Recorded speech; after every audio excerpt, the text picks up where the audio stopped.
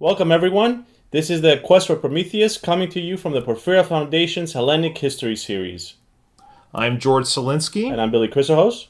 We have a very special anniversary we're going to be talking about today, but most importantly, we're going to be talking about something tangential to this lovely country, Cyprus. Cyprus. By the way, that's spelt Cyprus and not like the tree, which a lot of people make a mistake. And right now we have with us the Honorable Consul, Mr. Alexis Phedonos, who is going to be, he's the Cypriot Consul here in New York, and he will be talking to us about religious freedom in the Republic of Cyprus.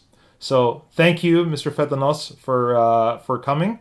And we're going to just do a little bit of a summary here on the independence of Cyprus, which we mark of 60 years of independence. Back in 1960, Cyprus, which was until that time a colony of Great Britain. Prior to that, it was a part of the Ottoman Empire. Prior to that, of course, Cyprus has a very rich history. We could talk a lot about it, but it is essentially a land of Hellenic heritage going back thousands of years. And I've gotten to see that myself when I was there. The lovely, all of the lovely, museums there that show you how deeply Hellenic culture goes back there, and the Hellenic people have lived there and called that their homeland for many thousands of years. And this country finally, through its very complicated history, got independence, and now is still independent, although, unfortunately, as many of you know, 37% of the island continues to be occupied by Turkish troops and is not in the control of the Republic of Cyprus government. And in connection to that, we're going to talk about the religious freedom of Cyprus, and obviously we're going to focus on that occupied part. Billy, we've been having quite a bit of a complicated situation lately, both in terms of, when it comes to Greek heritage and Greek Orthodoxy, all thanks to the not the new president of Turkey, but the latest president of Turkey, who's been making things very complicated lately, Erdogan. So maybe you could talk a little bit about what's going on right now in Turkey with that. Yes. So the Prime Minister Erdogan of Turkey, who's been in power since the early 2000s, has implemented basically a dictatorship, an Islamist dictatorship, and he has done certain things to limit journalism. He censored journalists in his country, judges, police, I guess the army, and now he's gone to the steps of actually persecuting Christian religion, in the form of a cultural, like a new cultural genocide, we might want to say, as in the reconversion of the Hagia Sophia of Istanbul, of Constantinople, and the Church of the Hora of the Christ the Savior, two Byzantine monuments that basically exemplify the artistic and cultural heritage of Byzantium. So based on that, a lot of churches have been converted into mosques. All the Hagia Sophias, about 6, I believe, or more, have been converted into mosques. And now he's also waging a war with Armenia in one of the provinces of that's being held with Azerbaijan. He put troops in Syria and Libya. He's everywhere. Sent ships to the Aegean to drill for oil in Greece and in Cyprus. So it's becoming a very big problem. And since we're talking about religious persecution and what's happening to the cultural heritage of Greece and Cyprus, it's good to know that this is one of the main people that are causing this issue in the Eastern Mediterranean. So Consul Phedonos is going to tell us a little bit more about the situation and the crisis that we're experiencing right now for the first time in a long time. Yes. To this extent, with our neighbor Turkey. Yes.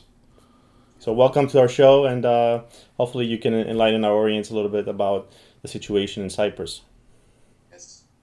So thank you very much, Mr. Chrissochos and Mr. Selinsky, for the kind invitation and the opportunity given to me to talk about religious freedoms in Cyprus and the great injustice that we face in this area too.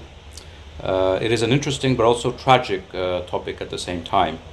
But it is an opportunity for me to expose Turkey's government lack of respect for religious freedoms in the areas of Cyprus under her military control. Now, with regards the the bigger picture about Turkey's interference in the internal affairs of other countries, it's reaching a point which reminds me of the behavior of Nazi Germany in the 30s. If you look at Turkey today, it's not very different. The slogans and the nationalism which exists is not very different from Nazi Germany in the 1930s. Whether it's Libya, whether it's Nagorno-Karabakh, whether it's Syria, whether it's Iraq, whether it's Cyprus, whether it's Turkey even expressed some support for the Uyghurs rebellion in China back in 2009. Western China. Yes, so it's there's a lot of revisionist policy by Turkey in the last decade. There is a new neo-Ottoman mentality, and of course there is the stated objective by Mr. Erdogan about creating the new Turkey of 2023.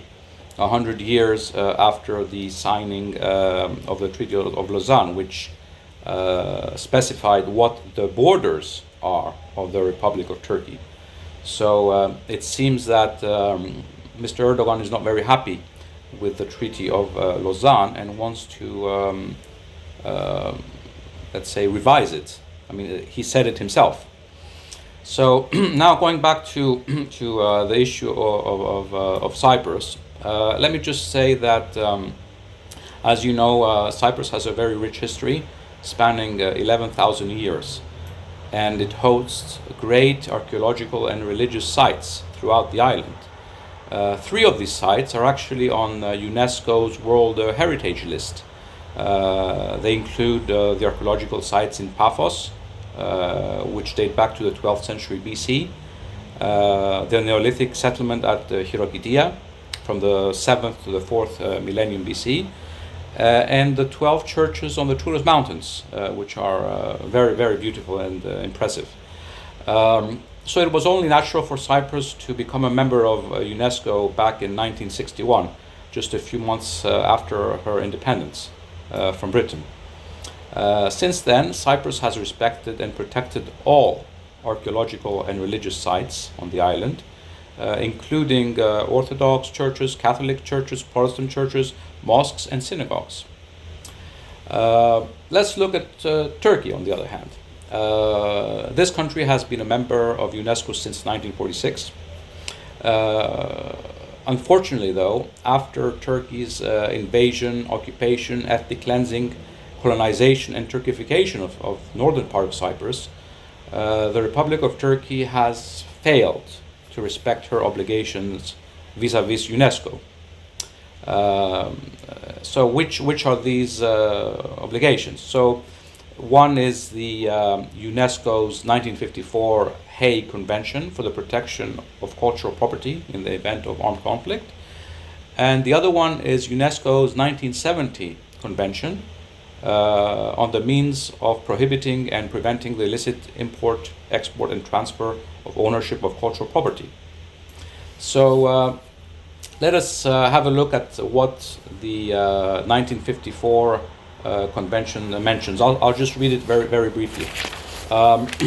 So the states parties to the convention commit to respect cultural property situated within their territory, as well as within the territory of other state parties, by refraining from any use of the property and its immediate surroundings, or of the appliances in use for its protection, for purposes likely to expose it to destruction or damage in the event of armed conflict, and by refraining from any act of hostility directed against such property. This is the 1954 convention.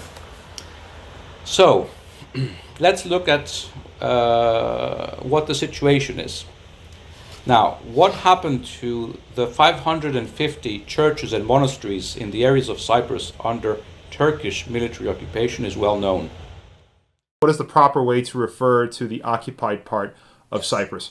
The whole of Cyprus, with the exception of the two British sovereign bases, are part of the Republic of Cyprus.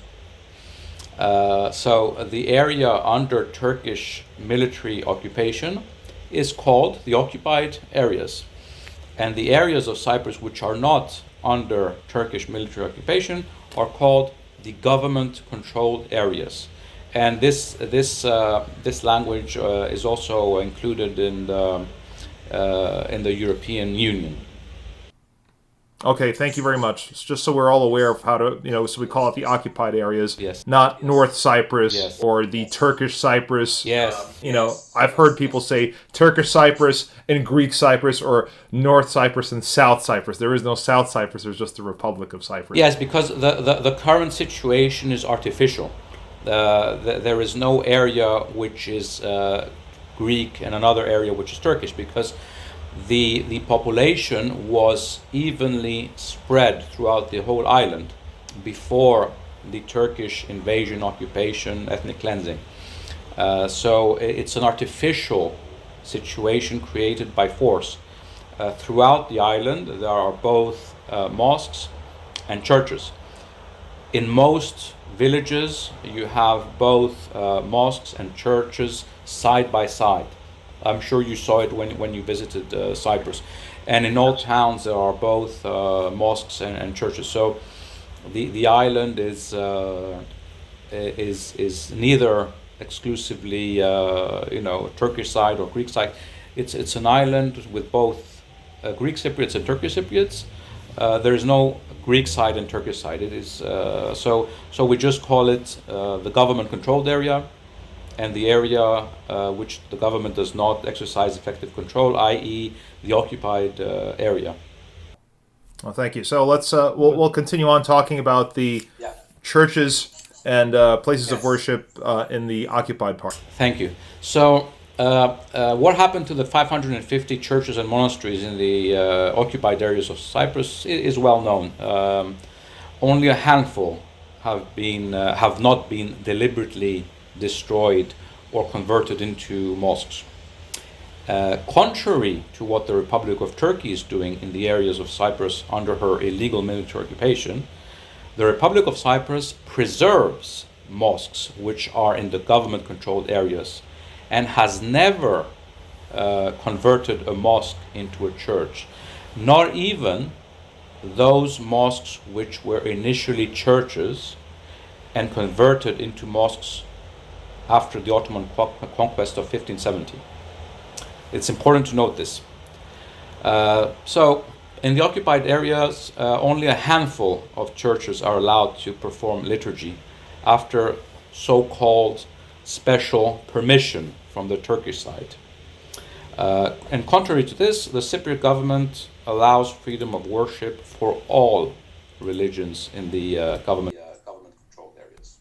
And no permits or anything like that for services like in the occupied part. Exactly. The difference is it's day and night.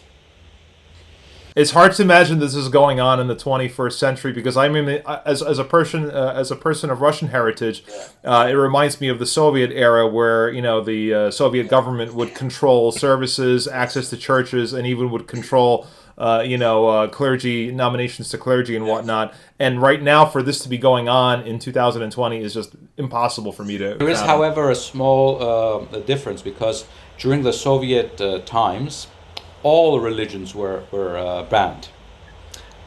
In this case, the only religion which is allowed to flourish is the Sunni Turkish Muslim religion. But obviously we do not follow the same policy as Turkey does. On the contrary, we respect all religions. We have hundreds of mosques and people are Muslim people are welcome to pray, and so there is no policy of, let's say, retribution, because we want to be above that. We don't want to fall into such a low level of behavior, and obviously we want to abide by the principle of religious freedom, and by what our international obligations are, contrary to the Republic of Turkey. Well, the difference is you're a civilized nation like Greece, and obviously our neighbors are not. If we weren't abiding by these principles, we wouldn't be a part of the European Union. Yeah? That's right. That's right. So let's have a look at the other, let me just read it, the other convention. This is the 1970 convention. It states the following. So it's called the UNESCO's 1970 Convention on the means of prohibiting and preventing the illicit import, export, and transport of ownership of cultural property. So I'll just read one paragraph so that it doesn't take too long. So it says, among other things, of course, the states parties to this convention recognize that the illicit import, export, and transfer of ownership of cultural property is one of the main causes of the impoverishment of the cultural heritage of the countries of origin of such property, and that international cooperation constitutes one of the most efficient means of protecting each country's cultural property against all the dangers resulting therefrom. To this end, the states parties undertake to oppose such practices with the means at their disposals, and particularly by removing their causes, putting a stop to current practices, and by helping to make the necessary repatriations. So, let's talk about what has happened to the precious Cypriot religious monuments of Cyprus, which are which fell to the Turks in 1974 after the Turkish invasion. The answer is simple again. Looting, theft, illegal export of cultural property to the black market abroad, and all this under the watchful and complicit eyes of the armed forces of the Republic of Turkey. Now, the Cypriot authorities estimate that since 1974, more than 60,000 cultural artifacts have been illegally transferred to different countries around the world. And the destruction is not limited to the monuments belonging to the Greek Orthodox Church, but also to the Armenian Orthodox Church and the Maronite Catholic Church. Also worth noting that after the Turkish invasion of 1974, churches throughout the occupied areas were plundered, and an unknown number of icons, frescoes, and other religious works have been stolen. Now, most of them have never been recovered. Some have, but unfortunately, most have not. Now, one of the most publicized, let's say, cases of looting and exporting to the black market was the 6th century church of Panagia Kanakaria in the occupied areas. The church's ceilings was home to a beautiful mosaic that featured Jesus Christ, the Virgin Mary, and the 12 apostles. Unfortunately, everything was stolen and exported without any impediment from the Turkish government, who controls the area. After a lawsuit filed by the Church of Cyprus back in 1989, the District Court of Indianapolis here in the United States decided that the mosaics should be returned to Cyprus. Basically, the story is that they had been illegally sold from a Turkish citizen, Mr. Aydin Dikmen, to an American art dealer, Mrs. Peg Goldberg, who purchased them in Switzerland for $1 million. After Mrs. Goldberg attempted to sell the mosaics here in the United States for $20 million, she was discovered, and she was sued by the Church of Cyprus. Obviously, Mrs. Goldberg lost, and the Church of Cyprus won the court case, and the 4 mosaics were repatriated to Cyprus. If you visit Cyprus again, you can see them at the museum next to the Archbishop's office in Nicosia. Interesting. That's really. I mean, it's impressive to hear. Unfortunately, one of the biggest tragedies of this whole situation is that of everything that has been stolen, which is obviously not just the church's properties, but just people's properties. Yeah. About 80 something, north of 80% of the properties were owned by Greek Cypriots over there. But it's very rare to hear of any kind of situation where through courts we're able to get some kind of remedy for something stolen. So it's positive to hear at least something like this was stopped. Wish there was a better batting average with that, but we all know how litigation is complicated, especially across international lines, especially in an area that's occupied militarily by another power. Yes. Yeah, so we have situations where occasionally these things are caught, but by and large, this continues, and for 46 years, the plunder is still, ongoing, essentially. So is this a way that these regimes, they get their funding from by stealing these religious and ancient artifacts, do you think? Basically, the Turkish authorities facilitate these criminals because it is in the interest of Turkey to wipe out any sign of Christianity in the northern part of Cyprus, in the occupied northern part of Cyprus. It's their policy to Turkify everything. So it is official policy. I mean, this is not just speculation. So they therefore not only turn a blind eye, but I would say encourage, the looting, the theft of religious property, like icons and mosaics. So let's put this into like a larger perspective. You said they bought this illegal icons, I assume, and other religious items from the altar, from the church, for $1 million. She was going to sell them for $20 million, right? Which means that this is just one occasion. So what's been happening all over Turkey and northern Cyprus?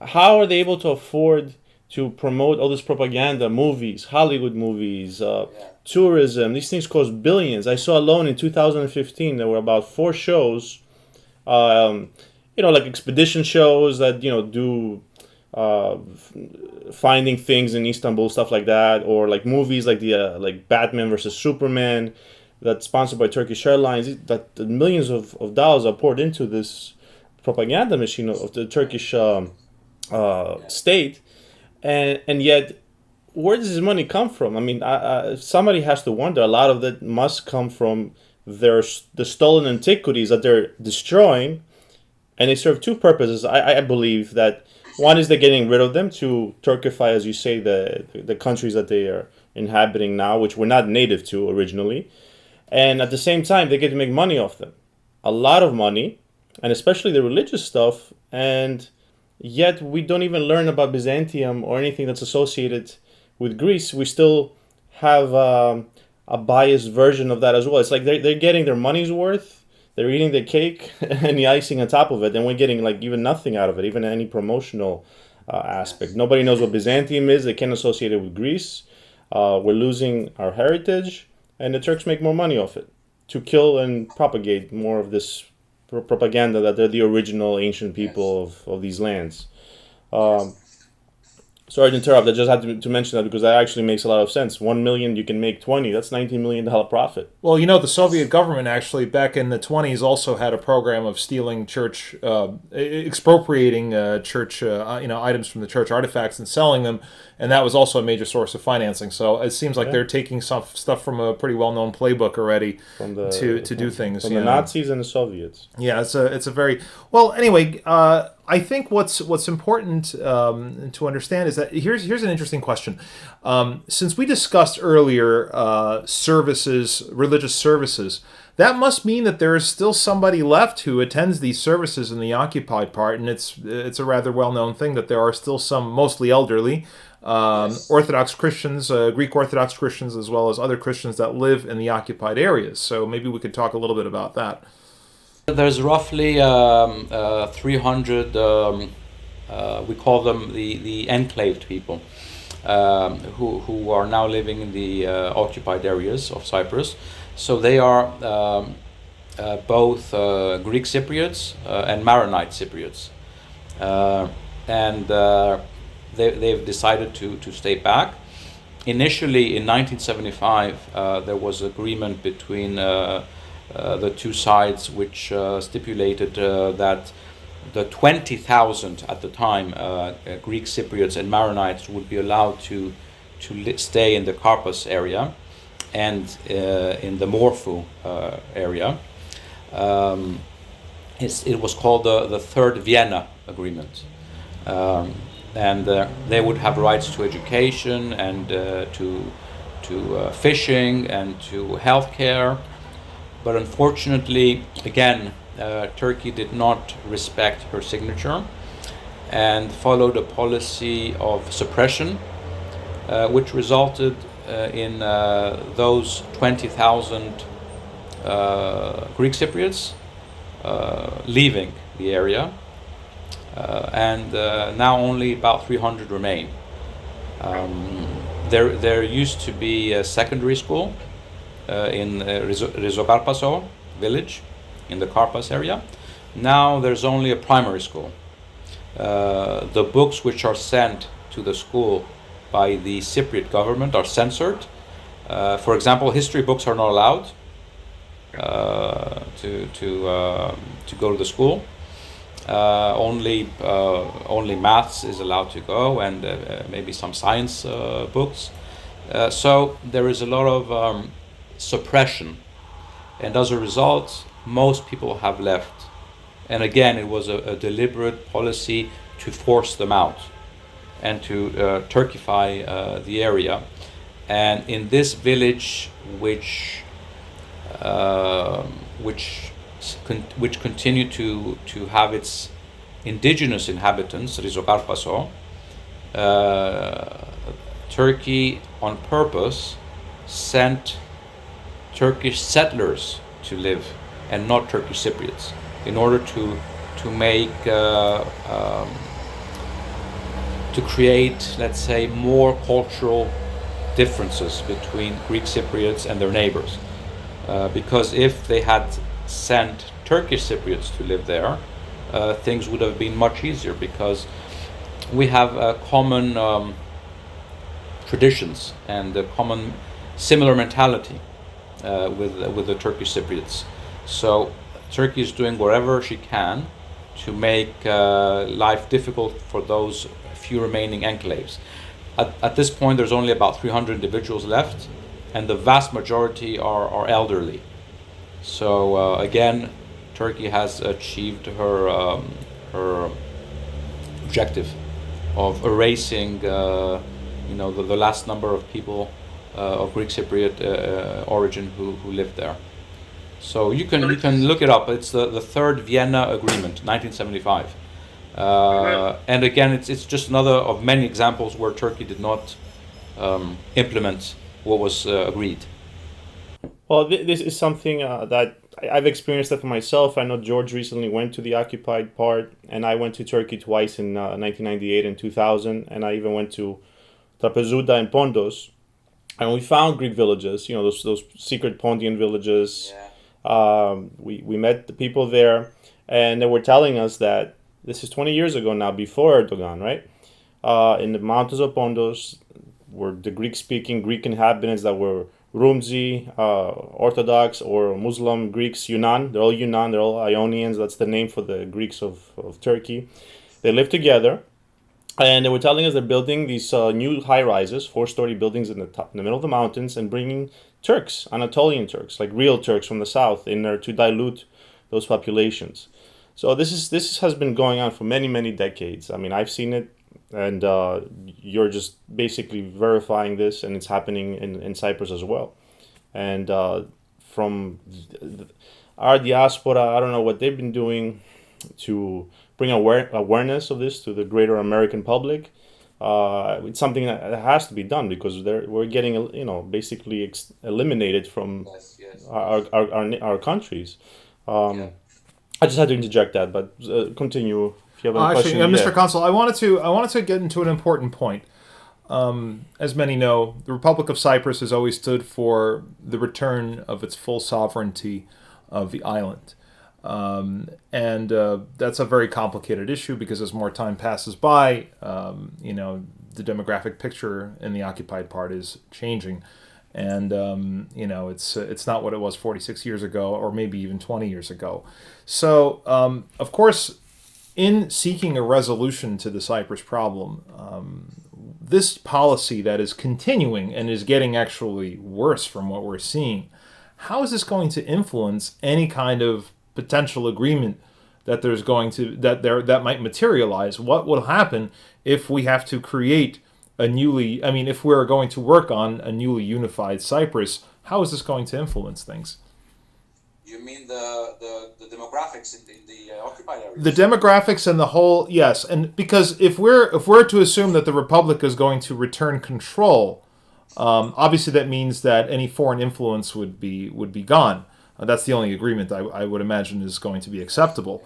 The question is, though, there are going to be a lot of people, who are going to continue thinking, people who are, from the mainland who came over and think differently than the Turkish Cypriots, which we've discussed, and they're going to obviously, have already a big influence there. So, how is this going to influence any kind of agreement of creating a newly reunified Cypriot society?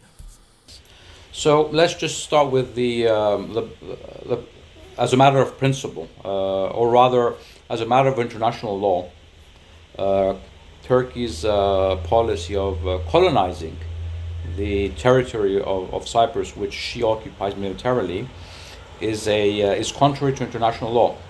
If you have a look at Article 49 of the Fourth Geneva Convention of 1949, it says that, and I quote, the occupying power shall not deport or transfer part of its own civilian population into the territory it occupies. So this is exactly what Turkey has done. She has transferred its own civilian population into the territory she occupies. So let's just start with that. So the transfer of settlers to the occupied areas of Cyprus is itself a violation of international law.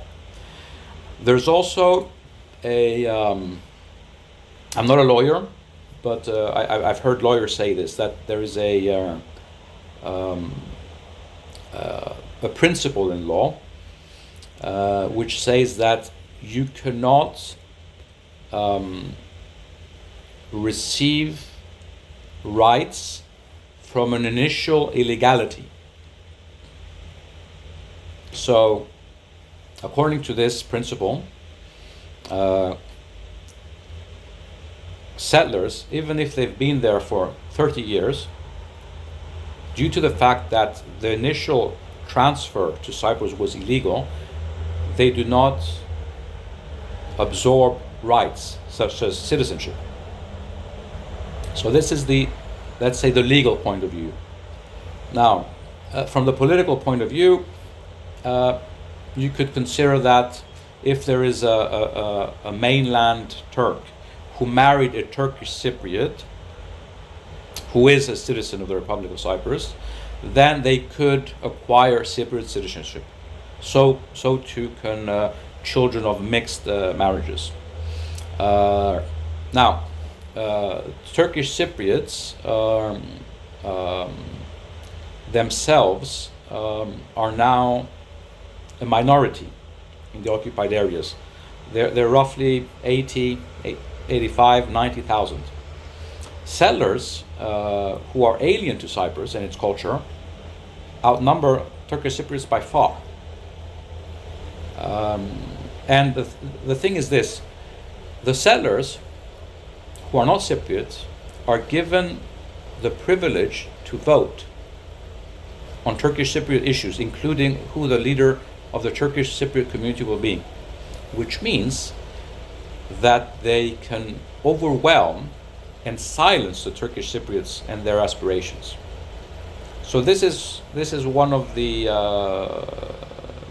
problems.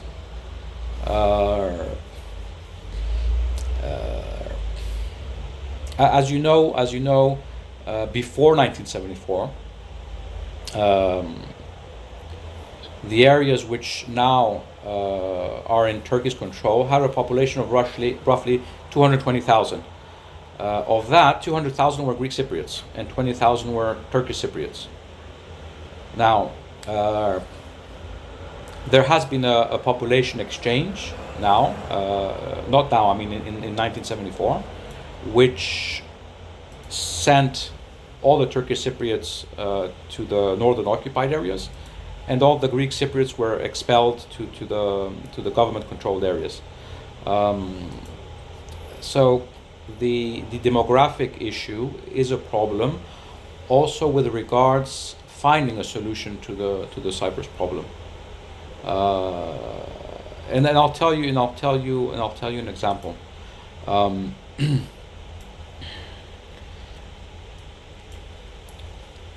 How shall we form a power-sharing government with settlers who are non-Cypriots?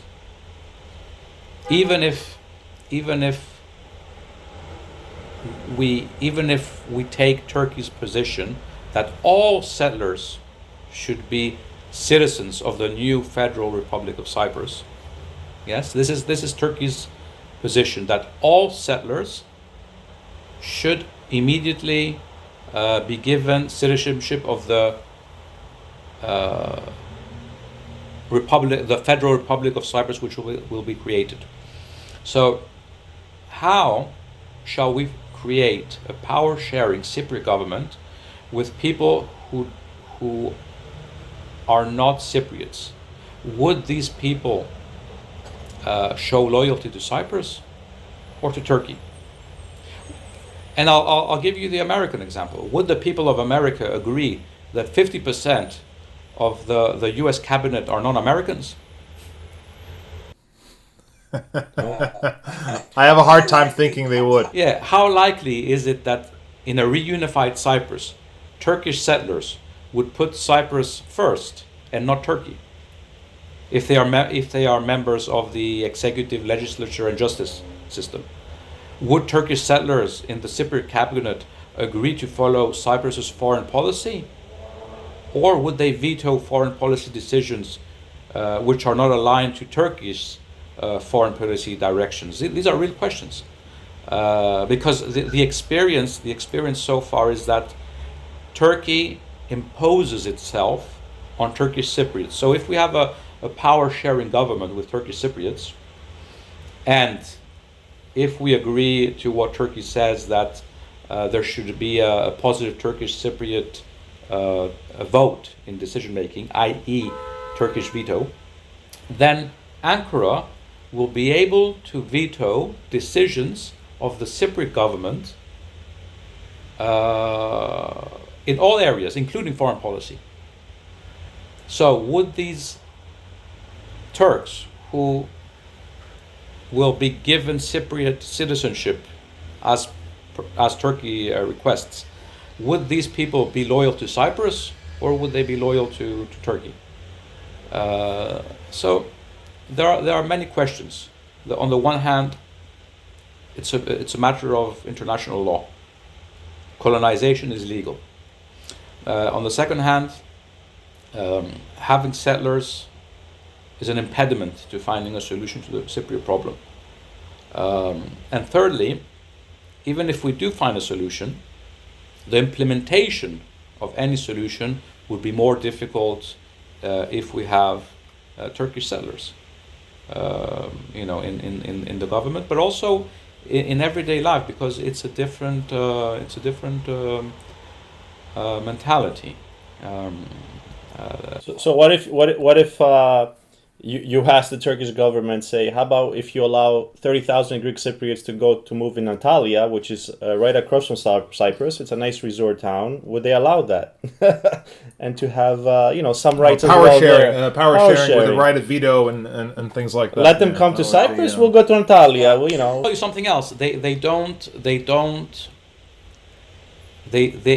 certainly will not give the Kurdish minority not even 10% of what we are willing to do in Cyprus for the Turkish Cypriots. And that's 25 million Kurds living in southeast Turkey, right? Or 17 million approximately, I think, there. I'm not sure of the exact numbers, but it's definitely a very large minority. So what they demand for Cyprus, for sure, they will not do themselves for the Kurdish people of their country. Mr. Consul, I wanted to ask. I think it's pretty clear that this whole situation is a very big, for lack of a better word, mess in terms of trying to find a solution. Maybe some diplomatic genius will think of something. But assuming we don't have a restoration of sovereignty in the near future, is it possible that the ongoings in the occupied part are going to influence all the same the government-controlled area? Because there already is, there is a little bit of a leakage in the border. Occasionally, people cross over in the checkpoint. I mean, the Green Line is a little bit, from what I hear, occasionally porous. So people do sometimes not very legally get over there. And so what can happen? So, two points I can mention. One is that this Green Line or ceasefire line is a problem as far as illegal migration is concerned. 9 out of 10 illegal migrants to Cyprus come from the ceasefire line, i.e. from Turkey, not from the sea. And again, Turkey is turning a blind eye to this. So we do have a big problem in Cyprus as far as political asylum seekers. We actually have the highest number of political asylum seekers per capita population within the European Union. And it's very difficult financially to handle this. So that's the one problem we have generally with the ceasefire line, with the Green Line. A second point is regarding the demographics. Now, if the population in the occupied areas reaches, for example, 1 million, as a result of Ankara's policy of importing Turkish settlers, then, among other things, there will be pressure for people to move from the occupied areas to the government-controlled areas in search of work and a better life. And such an outcome would not be easy to sustain. As you know, the economy of Turkey at the moment is not doing too well. We ourselves are coming out of a financial crisis, which we had back in let's say roughly from 2011 to about 2016. We started recovering in 2017, 18, 19. We're doing pretty well. And then, of course, the pandemic came, and we expect also to have a negative growth. But most countries in the world are now not in a good financial shape. So the more crowded the occupied areas become, the more difficult it is to accommodate those people as far as jobs are concerned. So there will be pressure for them to try and illegally cross the ceasefire line, including Turkish settlers, in order to try and find a better future. But the most important issue is that the presence of Turkish settlers silences the true inhabitants of the island, which are Turkish Cypriots and Greek Cypriots.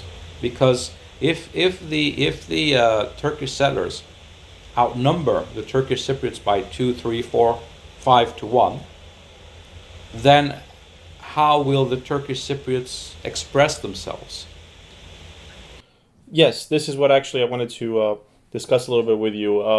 So the Turkish Cypriots, they're part of the island nation. They've been there. They share the same traits, characteristics, and so forth with the Greek Cypriots. Now, all these new people that are coming in from the Turkish mainland, Anatolia, as we call it, Erdogan is also bringing with them a new, more fundamentalist and conservative branch of Islam. Right, that's for one thing, which is we're seeing all over Turkey and the regions of Syria that they've controlled, occupied in Iraq. They're trying to push in Libya, and so forth. And they're also doing a lot of big projects, large mosques that we've never seen before. That the size of mosques from the Balkans all the way to northern Cyprus, which the indigenous Muslim inhabitants don't even want that. I've been hearing stuff from Montenegro all the way to Kosovo to Cyprus that they're building a lot of mosques, and you don't need so many religious buildings, in every block, and they're large, and they're symbolically meant to, I believe, he's recreating this Neo-Ottoman Empire, and that's the symbol that Erdogan is using, and his conservative branch of Islam, which is going to change the landscape of Cyprus. It's already begun. So when you have these kind of buildings, you're not in Cyprus anymore, and if these people spread, they're going to want to spread that along with them. And I think that's going to basically, it's gonna force a decimation to the ideas and the culture of the other native people, and especially the Turkish Cypriots. What would you have to say about that a little bit? Yes, exactly. You're absolutely right. I mean, we have enough churches and mosques in Cyprus for all Greek Cypriots and Turkish Cypriots. There's no need to build new churches or new mosques. We have enough. Now, the issue now with Mr. Erdogan's policy is this. He wants to impose on Turkish Cypriots his own version of Islam, of his political party, AK party. Now, the Cypriot mosques are very characteristic. They are much smaller, and the minarets are shorter and wider. It's just the Cypriot type of mosque. It's a historic, archaeological, setting. That's how Mykonos, the islands, they have their churches. They have to look a certain way. The same thing, and the Catholic churches in Syros with the Orthodox ones. It fits the landscape and the history of that nation. If when you were in Cyprus, if you visited the Hala Sultan Mosque in Larnaca, it's I believe I saw it. Yes, I did see it. Yes. I didn't get to go in, but I saw it from the outside. It's one of the most precious mosques of Muslim people, and it's a treasure for Cyprus, and it's actually indicative of the style of mosques that we have. Now, the imposition of Mr. Erdogan's type of mosques on Cyprus, the very large ones with the very large minarets, the thin, long minarets, is again disrespectful for Cypriots, all Cypriots, not only Turkish Cypriots but Greek Cypriots, because we have our own culture with our own style of churches, our own style of mosques. Why do you impose on us your religious beliefs? The Turkish Cypriots actually resent that. And this is coming from the natives, all the natives. Yes. I don't know if you had the opportunity to speak with Turkish Cypriots when you were in Cyprus, but the vast majority don't follow political Islam. Are secular, are